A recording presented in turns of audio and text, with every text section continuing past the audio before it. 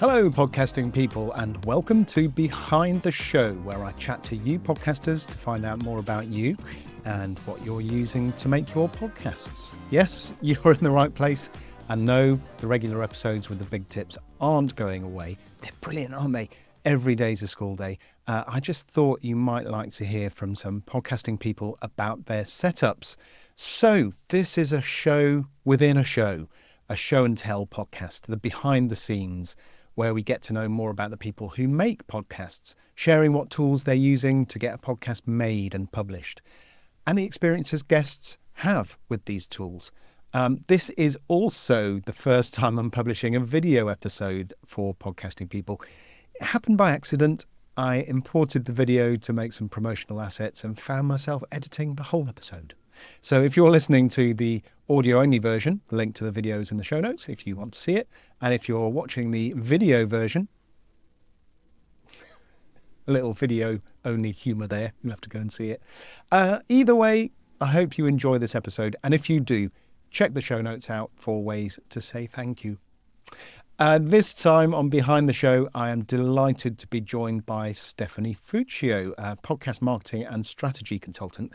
Steph shares loads of tips online and experiments with different ways of marketing her shows. I'm always impressed by the way she runs towards things, I mentioned that in the episode, to test them out and form an opinion on how things work. By the way, we had a slight technical hiccup in that I was appearing to Steph quite quiet, so I turned my gain up. Something I don't encourage as it produces results that you will hear. I've fixed the audio to an extent. It's mostly fine, but occasionally peaky, so apologies for that. Let's go behind the show to find out more from Steph. Stephanie Fuccio, podcast marketing and strategy person.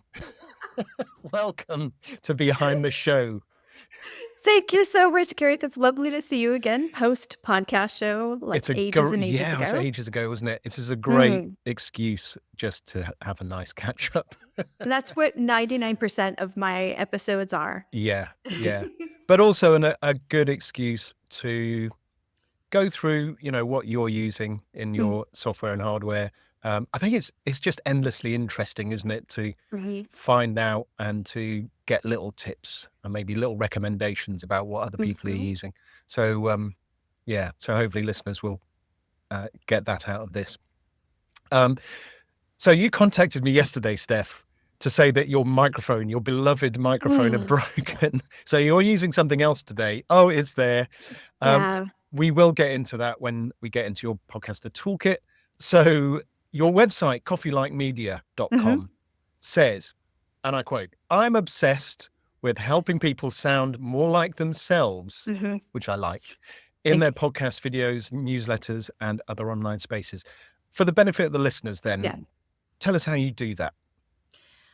And the reason why that's slightly vague is because it keeps changing. As the industry changes and as my clients' needs change, it changes. Initially, I was a podcast editor. Well, I was a creator first for 4 years, and then I started doing editing for folks. And I noticed that a lot of the business folks I was working with didn't know how to market themselves, didn't know how to do sound like themselves in social media. So I would give them tips and tricks and them promotion opportunities and things like that. And that eventually turned into a side of a part of the business, not just a value add kind of thing. And then I realized as I was making my own newsletters and obsessed with Substack that a lot of folks didn't know how to do that. And so I kind of did that overall, I can help you sound like you in these places, podcast focused, but because the video and the Substack aren't meant to be their own businesses. They're meant to support the podcast that usually supports a business or a community sometimes. So it's complicated, but it's not, because a lot of people freeze, especially business owners. They freeze and think they have to be very professional. And what actually makes people want to get to know them and their services is when they're more personable. And so it's that kind of shove to being themselves and stop being overly professional. Yeah. And you experiment a lot, don't you? So you constantly. You run towards this technology, whether it's Substack or whether it's YouTube, and you're always experiment, which I admire actually, because you are doing that very publicly. You're doing it. You're sharing lots of things online about whether it works or not, and sharing stats and things, which I think more people should do. You know, well, there's the Instagram life that people aspire to, isn't there? But actually, you know, when you get down in the mud, what is happening? You know, how can people improve? And I think what you're doing there is great, because it just shows what's really happening, and you know, a fair test, a true experiment. And I mentioned YouTube there. You've been experimenting with YouTube quite a lot recently. How's that been going? And what would you say to independent podcasters, particularly who might have those time challenges? Is it worth pursuing that avenue for them?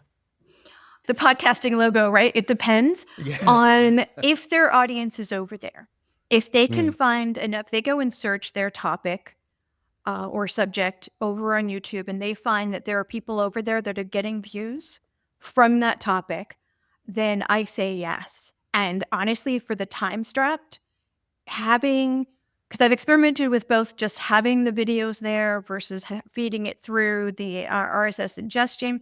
And honestly, you can feed it through your podcast host if you're on a good podcast host, and then go in and optimize those static image videos with just the logo and the sound.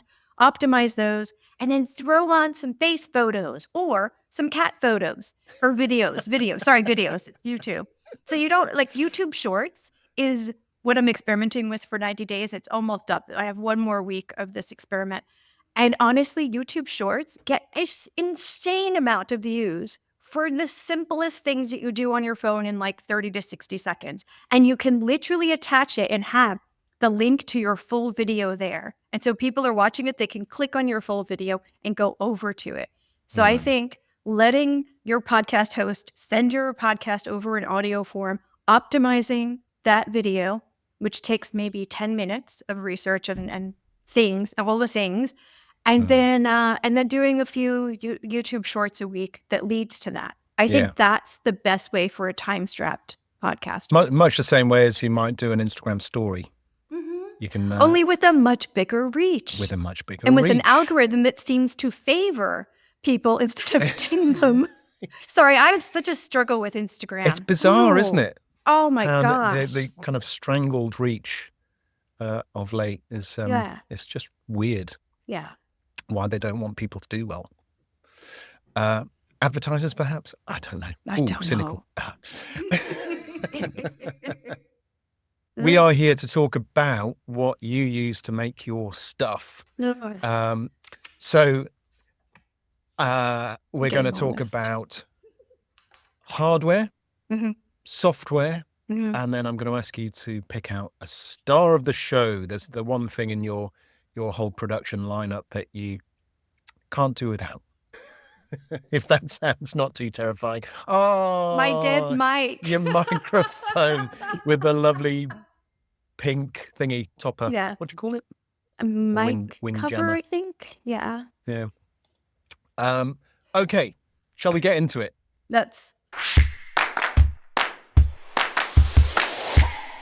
So let's get into the hardware. You are on a Samson Go mic today, which I am going to be treating a little bit in post-production. Yes. But normally you would have what? What's your beloved mic? Samson QView. Right. Is what I'm using for about 7 of the 8 years I've been podcasting. Wow. I used on 2 when I did in-person recordings, but when the pandemic hit, I sold one because I didn't know when that was going to start again. And then I just got used to doing it online. So even when I interview people in my own city, I tend to just do it online and then meet them for coffee afterwards or before. Yeah. So, yeah. So you did get into a kind of a rhythm and a production line remotely, don't you? And then if you have to do it in person, it's a whole different setup. It is. You have to consider the equipment and everything. Exactly. It's infinitely more complicated, especially if you record in your living room like I do. It's just, it's just much easier to fix if each person's far away from each other. Yeah. Yeah. Okay, so you got your microphone, which is usually the Samsung. Move to the Samsung. I guess it's an opportunity to look around now, isn't it? For Steph to go shopping. for a new Well, mic? no, I've got one on the way. It's just because of where I am and what's available here. I had to order it online, and so it's taking a few weeks. Apparently. Are you replacing like for like? No. Oh, I am a interesting. fidgety Exclusive, person. If you everyone. ever watch my videos, you'll notice I'm like doing this kind of thing because I've got like an exercise band around my legs, and I'm usually moving going around. Madonna? What? You going Madonna? No, no. No, I actually still am going to have a mic, a dynamic mic. Yeah. I wasn't quite ready for this Shure MV7. That's the popular one, right? Yeah. So I'm going with their gaming mic, MV. Ah. Is it MV6 is the name? Okay. Yeah. Yeah. Not sure about that. So it's supposed to have some of the stuff that the MV7 has, but not all of it. Okay. But the reason for the movement thing is that I love my Samsung Q2, but it if you touch it at all, it comes through. And I wanted to experiment with other dynamic mics that didn't register my fidgetiness. So they could put that in the feature list. Yes. Good for fidgety folks. Okay, so your microphone will go into an audio interface, I'm guessing? No? I used to do all of that pre-pandemic, and I really I like playing with the audio, and so I just plug it in USB. I'm a very simple production person. I go with very basic stuff. So I just plug it in to my computer. I use StreamYard right now, although I'll be switching at the end of the month. Everything's switching by November. I'm like my entire setup. Well, there's been a lot of movement in the kind of technology side of the industry, isn't there? People buying things, and we're in that kind of companies just getting acquired. Yes. Left, right, and center. We're talking on Squadcast, of course, which was acquired by Descript, and they've just announced Rooms, which is basically Squadcast within. So this feels like I don't know, a legacy product almost. And StreamYard got bought out, and their pricing is just elevated to a degree that is just slightly rude. So, and the way they did it was just really uncomfortable for a lot of us that have been with them for a while. So I'm going to jump ship and try something else. So we'll see what happens with that. Okay, we'll come on to that. So your microphone is going straight into your computer. Yes. What computer are you using? Are you on PC, on your Mac? PC. PC. I have an HP something. Do you want me to look up the HP something? No, yeah. fine. You don't pay attention to these things. I'm like, is it fast enough? Does it make any weird noises? And can I get on the internet quickly? These are the things I care about. Well, that's it. And I think there's a preoccupation sometimes with people wanting to buy the best equipment when they should be more concentrating on, is the show the right thing? Why are you podcasting? Finding their why, rather than going, oh, I need all this stuff in order to do it. I mean, if you like that kind of thing, that's fine. But for me, when I changed computers, I think about a year and a half ago, I did need to make sure that it was fast enough for computers. So for videos. So I needed to pay attention to the specs then, but I never remember the specs afterwards because I'm like, I don't really do like mics or something. I can watch Bandrew's mics all day on YouTube. His mic videos. Oh my gosh, his reviews are amazing. Okay. And I did that all of last week before I landed on the mic that I bought. But have you ever seen his videos? No, I haven't. Oh my God. Send me a link. I'll put it in the show notes. I will. Yeah. I will. They're hilarious. And informative. He literally switches the mics and does all this stuff. And it's just, I could watch those all day long. Well, everything I know about polar patterns comes from his videos. But other than mics, I'm just not interested in comparing tech. I find something that works, then I just stay with it until it literally falls to the ground. But it's interesting you're talking about video. I've got a MacBook Pro, which I bought in 2020, I think it was, maybe 20, around then. And at the time, podcasting, the video wasn't really a thing. Yeah. And so I bought a certain size memory, certain size hard disk. But now I'm thinking, if I do get into this video side, I'm going to need a bigger hard drive because it takes up so much more than audio, doesn't it? Yeah. It does. Honestly, I am that person that I'm not as attached to the video side of it. I save all of my audio files religiously, but I honestly use YouTube as the storage space. Fair dues. I stopped Yeah. saving most of my videos externally. Good shortcut. Yeah. Fantastic. Okay, so we have HB laptop. You've got your trusty Samsung, which is now going to be the gaming mic, which will be interesting to see how that goes. You'll have to let me know. What else? I mean, I noticed you have something similar to me in the arm for your did, but that was usually. the reason for the damaged microphone. I used to have a standing one when I did in-person stuff. I might try that again because the desktop ones, I write too much during because I like to write like questions and things so I don't interrupt people as much. So the desktop ones move too much. Yeah. So I think I might do a standing one. I mean, at first, the new mic is going to come with its own rinky-dink little stand, and I'll do that for a little while. But rinky-dink little stand. You know, the little stands that mics come from that nobody should use. It comes with one of those. Again, you should just write the feature specs for these products. I don't think they would like that very much. But you know what I mean? Even that, like the Samsung is a great mic, and it came with this, you know, that horrible tiny thing that people put so that the mic's super far away from where they are, and it's just not good. Yeah, but I think I'm going to go with the standing one again because that feels like the safer route for the things I do on the desk while I'm talking to people. Absolutely. Fantastic. Okay, should we get into some software? Yeah, let's do it.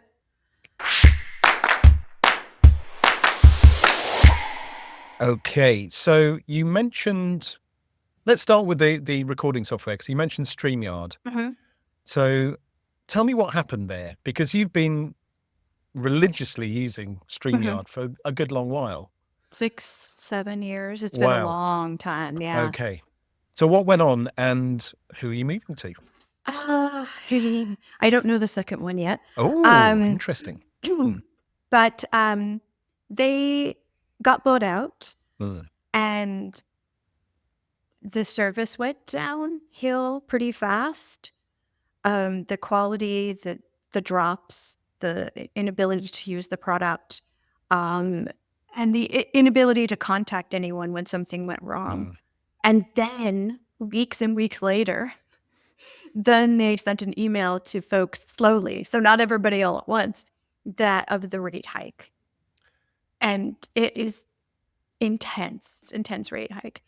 To be fair, I have been sponsored by them for 2 years, so I feel bad saying this, but I also have a responsibility to people to be honest about the things that we're using. And it's just not the service it was. To be fair, I'm still on there until the end of the month, and I am seeing the new features that they're building in. You can reuse a room over and over with, as different recordings. And it honestly feels like, and I don't know this for sure, but it feels like they're building it up to be a corporate tool because it looks like the things that are in there now are meant for big corporations. Yeah. I was going to say Zoom is probably still a recording software of choice for a lot of podcasters, which isn't necessarily the right thing. So StreamYard is much like a lot of the recording softwares, the virtual recording softwares on the market, in that it will prioritize the audio over the video. Would you say that? I can't quite remember. I know that Squadcast does. I know that Riverside does that as well. No, because StreamYard was also a streaming platform. So I tend to think they would either do it equally or prioritize the video. I don't know. I never... Just thinking of the benefits over something like Zoom. Well, quality. I mean, the audio is way better than in Zoom. It's not as compressed. And the video, the live streaming features, you can put videos on there and stream it, like pre-recorded videos. You could do like webinars. Like they built it up. I was literally using it for all of my consultations, all of my client calls, recordings, interviews, like everything. I would just send people a StreamYard link and I would use it for that. I mean, there was just the functionality and reliability were really good. Yeah. And it was super easy to get into and share screens and all kinds of things. So, yeah. And I think the big takeaway is just use something other than Zoom. Really. Yeah. They Or all do- record, use Zoom till you can see someone and record locally, Yeah. because Zoom just really, really. You get the dips, don't you? If you talk over each other. Yeah. And once find you myself lose little bits of the words, you can't get them back. No. I mean, now with AI, maybe we can fill them in, but once it just literally takes off parts of words here and Yeah. there. And it's just so frustrating. Yeah. I tell people sometimes, if you've got an iPhone or a really good phone that's made for media stuff, put that under you. Yeah. I mean, well, and with a cloth for pop filter purposes and all that. But I mean, there's instructions with it. But honestly, it's better than Zoom. Yeah. Yeah. Yeah. And there are a few on the market. Squadcast, StreamYard, as you mentioned. The Boomcaster, which last guest Danny Brown on Behind the Show uses, which I've been a guest of his a couple of times, and it's really nice. Actually, Yeah. you can brand the backgrounds and all that kind of thing. Also, Restream is out there, and Restream, okay. Gosh, there's a few more. With everything that's been falling apart this year, technically, I just wasn't in the mood for another change, but I don't get to decide this. Well, you know what? By the time this comes out, anything we recommend is probably going to be bought by someone else anyway. So incredibly true. Yeah. I'll just be shouting from my balcony, "Can everybody hear me?" Take this down on a slate or something. So when you've recorded in what was StreamYard, were you using Hindenburg? Yeah. What's that like to edit with? Although, quite honestly, a lot of stuff I do now, I edit the video first, because that's quicker and I can kind of make notes of what's happening when. Can you do that in StreamYard? They built in some functionality, but it's a really funky waveform. So I'm doing that in Reaper. Oh, okay. And then I'll render the video and the audio, because I don't edit as much in video as I do audio for obvious reasons. Jump cuts are crazy. And then I get the video, and then I go into the audio and in Hindenburg, and then I do a lot of the massaging there. And in Hindenburg, I do tend to use my two favorite plugins are both Acon Digital, Deverberate and Extract Voice, I think is what it's called. But the Deverberate one is gorgeous. Excellent. Yeah. And it's a knob, so it's super easy to use. You listen and you move the knob until it sounds like that's included in Hindenburg, I'm presuming. No, these are extra. Oh, this is but they work plugin. in Hindenburg. Once you purchase Great. them, you can. Can you send me a link to that? And I'll add that to the show notes. Yeah. You always like a recommendation. Oh, yes. So we've gone microphone, we've gone recording software, we've gone editing software. Anything else that you'd like to add to Hindenburg in terms of what you like about it? I'm still using 1.0. Last year they switched to 2.0, which has kind of video editing, where you can edit the audio within a video, but you can actually make cuts on the video. And I have not upgraded yet, again, because of all said technology changing and not just. So I can edit so quickly on 1.0 that I'm like, I'm going to stay here for a while. Until sometimes it takes a lot more time to actually change what you're used to. And then for it to change again. And I'm also waiting for the growing pains of the newer one, because I still am in a few groups and I see people talking. And I'm like, I'm going to wait till all that's done. And then I'll switch over. But I've also been doing more, because I do a lot of screen shares, and I've been falling madly in love with Loom for especially the ChatGPT stuff that I do. I'll just do a screen share on Loom, and I'll put that, do very little editing on it and put that up there. So I'm recording on that for some of my videos when it's just me. Yeah, very good. Very good. And that's beautiful. Excellent. Okay. So we've got where did we get up to? Editing, audio and video, and then publishing. So we get to that stage. What are you using? Oh, backtrack a little bit. Depending on the problem, if my Acon Digital plugins don't work, I may go to Auphonic to see if that would do something else as well. So it depends on the problem. Not usually with me because I know my setup by now, but with my guests. Yes. If there's something special from their end that I can't figure out, then I'll go and do that. Yeah. Adobe's AI I was using a little bit, but the last few times I used it, I think was about a month ago, and they didn't deal with reverb at all. And that's usually what my guests have a problem with. So I just stopped because I'm like, I can't. So I guess you've been publishing to YouTube, but in terms of podcasts, I think you go through Buzzsprout, don't you? Yeah. Buzzsprout. Yeah. And I've noticed, and I listened to one of your podcasts the other day, Podcast to Connect. You had one of their new features, which was the texting feature. Yes. Yeah. Love How's it. that been? Silent. You know what it's like getting audio listeners to like do things on their phone? Yeah. I tell you what, for me, it's been silent because the 2 podcasts that I have on, well, the 3 podcasts I have on Buzzsprout, one is super old and I haven't published it for over a year intentionally. It has not pod faded. The project is finished. There's a difference. And the other 2 are so new that it hasn't quite built up that audience yet. However, I have a client who has a bookkeeping podcast, and I kid you not, that man gets more text messages and emails from his listeners than I've ever known anybody to get. So it is working if you have enough of an audience. You literally get a text message, and you also get an email with the text message. And now you can put it on, they just revamped their website capabilities, and you can now put your fan mail, which is what they're calling it, on your website so people can see it. Instead of a review, they can actually see a text message from the person. Yeah. I imagine you probably want to get approval from them before doing that, but yeah. So Buzzsprout, I used to use Buzzsprout, which is, I mean, it's perfectly great. Yeah. Buzzsprout as a host is one of the better ones, isn't it? But I found, especially producing multiple shows, I moved to Captivate just because you can have as many shows as you like under the one thing. But yeah, in terms of as a host, they're great. Well, what are some of your favorite features on Buzzsprout? Well, their dynamic ad insertions are easy. I know a lot of hosts have them now, but I just find their interface super easy. Their customer service is very responsive, and their online community is just unbeatable. Yeah.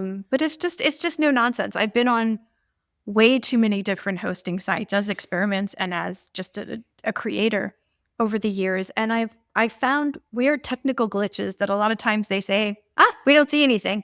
And it just never gets fixed. And I don't have that experience with Buzzsprout. When there's a problem, it may take a little while, sometimes depending on how weird the problem is. And it's not even that often, but it just gets fixed. Yeah. I know they do something with the audio. I know that really rubs people the wrong way. But I don't really find the difference to be like audible. I don't really notice. Yeah. I think more to the point, if your host isn't offering dynamic advertising at this stage, you might want to consider moving. Yeah. Because it should be, at the very, even if you don't have sponsors, at the very least, you could be putting your own little value ads, well, value adds and call to actions instead of putting them in, instead of baking them into the episodes themselves, you can change them every week, every 2 weeks for all of your episodes. I mean, that's powerful. Yeah. And pretty standard nowadays, isn't it? It's I think it was 2014 that dynamic advertising Has came it been that long? Oh my gosh. I think it was one of those marvelous industry podcasts like In and Around Podcasting or Pod News Weekly or something like that. Might have been Pod News Weekly. I think it was Acast who invented the dynamic advertising. Yeah. I might have got that wrong. I'll check afterwards and cut it out if not. If it was, let me know, because I'm curious how long it's been around. I think it was 2014 Acast. Very sorted cool. it out. Yeah. Right. Star of the show. Out of everything that you've mentioned, do you have something that you could? I think I know the answer to this. You don't. Already, but you're going to be so surprised because I haven't even mentioned it yet. Oh. Because I am audio first, but as far as platforms go, I am such a fan of YouTube right now. And I find that short videos are incredibly difficult. They take me forever to make. So I have found Opus clips recently. I know they've been around for a while. I keep hearing about them and I kept putting off, but I tried them again and I am so addicted. Okay. What is Opus Clips? Yeah, they're one of those services that takes a long form video and they chop it up into bits. And I've been trying these for ages. I used to have like meetings with founders and like, I'll try it. I'll be your tester and all this stuff, right? And I've never found one that I liked because the clips that they got were just like 30 to 60%, 60-second clips, but they weren't good. Like there wasn't value to the thing that was in there that they were clipping. And I kid you not, I don't know how they have trained this AI, but the clips that they get, and they actually show you the percentage of virality. Like this is 80, this is 94%, this is 84%, that kind of thing. It's actually right. A lot of times it's right on how value driven the stuff is in that clip. And the shots aren't always right. So sometimes you have to go in and crop, or sometimes I move the caption around. There's still a little bit of work to do with it. But then I go straight from Opus Clips. When I'm done editing the clip, I hit a button and it goes straight to my YouTube. And then I still need to optimize it over there. But it's just like, boom, it's done. I don't have to download, upload, relabel it. None of that stuff. It's so simple. I can do maybe 10 or 15 in the time that it used to take me to do 1.5. Wow.